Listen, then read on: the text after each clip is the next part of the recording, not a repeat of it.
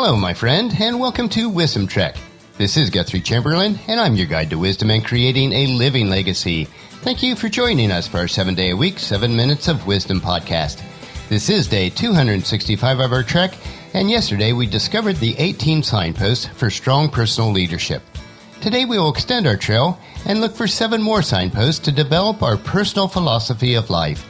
If you do miss any of the Wisdom Trek episodes, please go to wisdom-trek.com to listen to them and to read the daily journal. We are recording our podcast from our studios at Home 2 in Charlotte, North Carolina. On the day that this episode will be released, we will be back at the Big House in Ohio. There is an extensive amount of renovation work that needs to be accomplished on the weeks that we spend in Marietta as we prepare for the Chamberlain reunion on the July 4th weekend.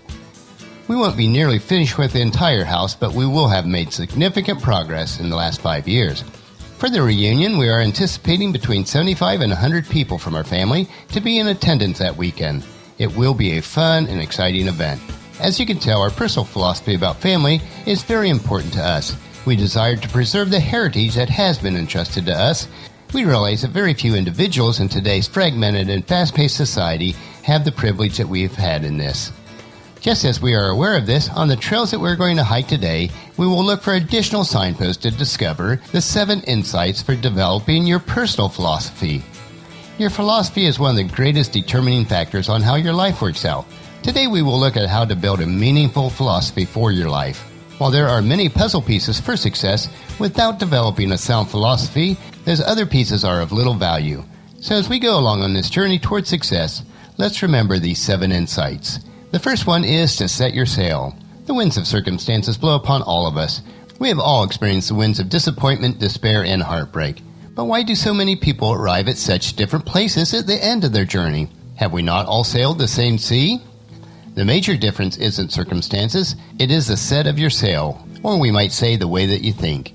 It's what you do after you set your sail and the wind decides to change direction. When the winds change, you must change. You have to struggle to your feet and reset your sail in a manner that will steer you in a direction of your own deliberate choice. The set of your sail, or you might say the way you think or how you respond, has a far greater capacity to destroy your life than any challenges that you might actually face. How quickly you respond to adversity is far more important than adversity itself. The greatest challenge in life is to control the process of your own thinking. The second insight we want to look at today is to learn from success and failure. The best way to establish a new and powerful personal philosophy is to objectively review the conclusions that you've drawn about life. Any conclusion you've drawn that isn't working for you could be working against you. The best way to counteract misinformation and wrong data is input new and accurate information. Gather information from your own personal experiences. If you're doing something wrong, evaluate what you did wrong and change things. You can also seek an objective outside voice about how you are and what you are doing. An objective opinion from somebody you respect can lead you to an early and accurate information about your decision-making process. Listen to the freshness of an outside voice, someone who can see the forest and isn't lost in the trees. Observe the successes and failures of other people. If people who have failed could give seminars, that certainly would be helpful to us. You could see how people mess up and you wouldn't have to do what they did. Past failures and errors prompt you to amend your current conduct so that you don't replicate the past. Study from people who do well. You should be in constant search for people you admire and respect, whose behavior you can model. It is far better to deliberately choose the people you will permit to influence you than allow bad influences to affect you without your conscious choice. The third insight for developing your personal philosophy is to read all that you can. People from all walks of life who have had some of the most incredible experiences have taken the time to write about their experiences so that you can be instructed and amend your philosophies. The contributions of other people enable you to reset your sails based on their experiences. Books offer a treasure of information that can change your lives, your fortunes, your relationships, your health, and your careers for the better. For myself, one book that has shaped my philosophy dramatically is the book of Proverbs in the Bible. King Solomon, the wisest person who ever lived, wrote most of the book of Proverbs. The book contains words that are rich, practical, and applicable to everyday life and philosophy. The fourth insight for creating your personal philosophy is to keep a journal. The journal is a gathering place for all your observations and discoveries about your life. It is your own transcripts that captures your ideas, your experiences, your desires, and the conclusions about people and events that have touched your life. The past, when properly documented, is one of the best guides for making decisions for the future. The very act of writing about your life helps you to think more objectively about your actions. Writing tends to slow down the flow of information and gives you the time to analyze and ponder the experiences.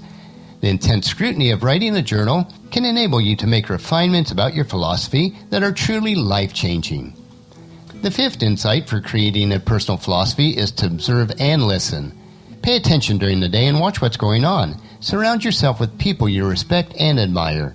Find people whose personalities and achievements stimulate, fascinate, and inspire you. Then strive to assimilate those best qualities into your life.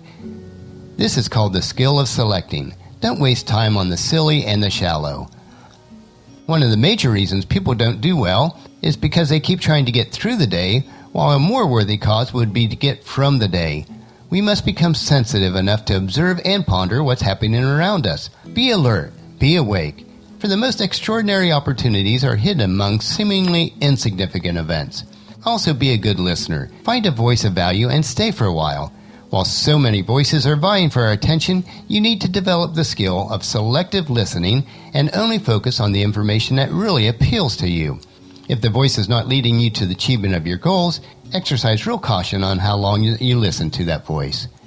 The sixth insight on creating your personal philosophy is to be disciplined. Every day is filled with dozens of personal crossroads, moments when you are called to make decisions regarding minor as well as major questions. These decisions chart the path of your future destination. With careful mental preparations, you can make wise choices. The development of sound philosophy prepares you for making sound decisions. When you eat healthy foods, you experience positive results in a short period of time.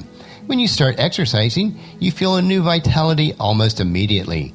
When you begin reading, you're experiencing a growing awareness of a new level of self-confidence. New disciplines practiced daily will produce exciting results. The magic of new disciplines can cause you to amend your thinking. And the seventh insight for creating your personal philosophy is don't neglect. Neglect is a major reason people don't have what they want. If you don't take care of things in your life, neglect becomes a disease. If you neglect to do good things with your money, you probably neglect to do good things with your time. If you don't know what's going on with your health or your bank account, you could be at serious risk. Set up new disciplines to change your life. Don't neglect. Everything is within your reach if you will read books, use journals, practice the disciplines, and wage new and vigorous battles against neglect. Be wise and build your own philosophy. Study the book of Proverbs and others that have been shown to be wise. Commit yourself to a new journey and say, I'm going to change my life. Once you do that, you'll never look back. As is written in the book of Colossians, chapter 2, verse 8, don't let anyone capture you with empty philosophies and high-sounding nonsense that come from human thinking and from the spiritual powers of this world, rather than from Christ. Tomorrow on our trek, we will explore the 7 activities that we all should incorporate into our lives. So encourage your family and friends to join us and then come along with us tomorrow for another day of Wisdom Trek, Creating a Legacy. That will finish our podcast for today. Just as you enjoy these daily doses of wisdom, please share Wisdom Trek with your family and friends through email, Facebook, Twitter, or in person as you meet with them and invite them to come along with us each day. The journal for today's trek can be found at wisdom-trek.com. Thank you for allowing me to be your guide, your mentor, but most importantly, your friend, as I serve you through the Wisdom Trek podcast and journal each day. As we take this trek together, let us always live abundantly, love unconditionally, listen intentionally, learn continuously, lend to others generously, lead with integrity, and leave a living legacy each day. This is Guthrie Chamberlain reminding you to keep moving forward, enjoy your journey, and then create a great day every day. See you tomorrow.